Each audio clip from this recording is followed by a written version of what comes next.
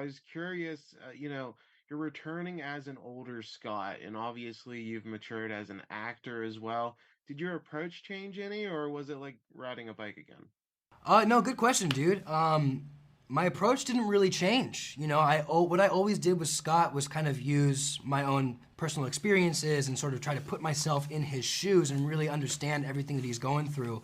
And so I really did that again with this. But Tyler, myself, has gone through other changes and life experiences, and so I just applied that further to my character.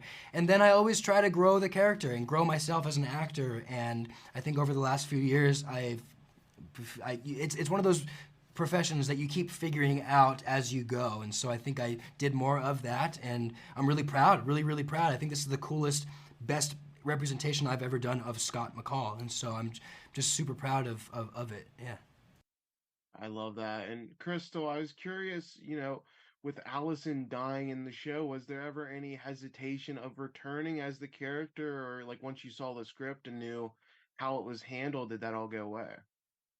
Well, we didn't have a script right away, so it was more of just me putting trust in Jeff and his arc for her and bringing her back, and me feeling like I was in a place in my life that I could do that again. So there was a little bit of hesitation, but that was based on my own terrifying fear that I'm not a good actor, no one cares about Allison. And then I was convinced, and it ended up working out really well, I think. Well, the fans definitely care about Allison, so you Thank don't have to you. worry about that. And Tyler, as she mentioned, Jeff wrote the script and Russell had directed episodes of the TV show. So how great was it knowing that the key creatives were right in place for this movie and it was gonna feel like a proper extension of the show?